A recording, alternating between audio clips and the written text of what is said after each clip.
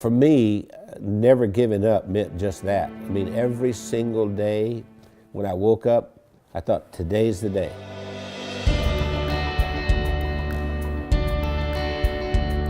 I was the second son in a sharecropper's family, and a sharecropper means that you don't own anything. I mean, you work for someone else who's the landowner. We had practically nothing. Everything was hand-me-downs from someone else. I didn't have shoes, and to this day my toes are all grown under because I didn't have shoes. I remember I had this encounter with my mother, and I said, you know, tell me you love me, and she didn't do it. And so I went down and I sat on this creek bank, and I thought, you know what? I don't care if anybody loves me, I love me. I made a list of goals that I wanted to accomplish, and they were laughable because I didn't even have 2 nickels to rub together, but my first goal was I was going to be a millionaire by the time I was 35.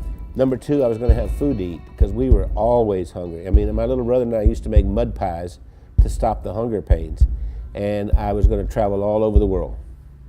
Those were my goals.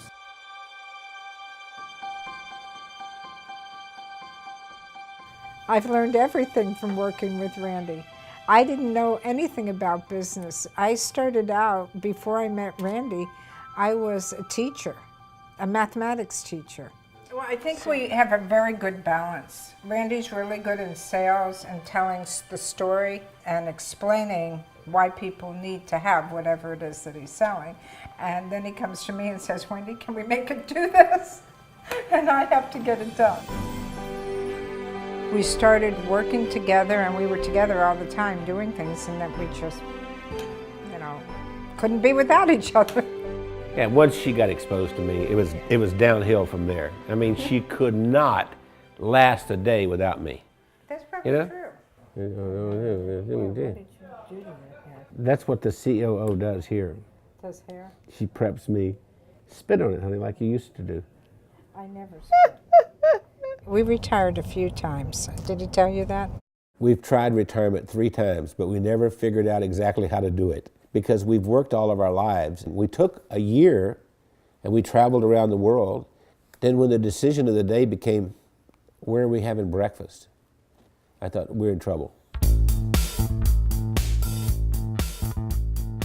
If I were giving you advice and you were meeting Wendy for the first time, I would tell you, don't get your feelings hurt if she uses her phone while she's meeting with you.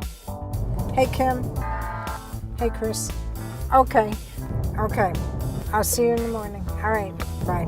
Bye-bye. I kind of feel like a triage nurse at a hospital. And every week I go in and I reprioritize. No, I'm not approving that. I think what drives Wendy is her desire to be the best and provide the best of service to everyone.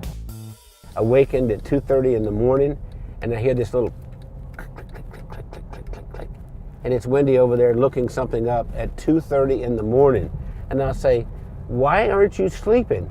You can do that tomorrow morning. We are the definition of entrepreneurs. And we don't like doing one thing at a time. We have to do a lot of things at the same time. It's not just Randy and Wendy doing all this work. The whole team, every single one of us works around the clock. Hey, gorgeous. Listen, Bernice has been with us for what, 5, 6 years? 6 years. Yes. And we love her to death. And I love you guys. Yeah. Randy leads with his heart. And he's the most incredible person I've ever met. He's gone through so much in his life. And I believe that I'm going to make me cry here. Randy has made the difference in my life.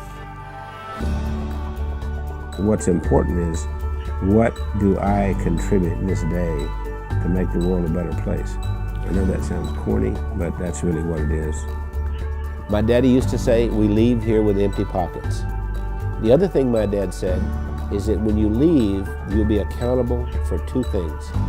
1, how did you treat Mother Earth? And 2, how did you treat the people on Earth? I feel that I have found joy and that I've given joy, and I think there's a lot more joy that we can give.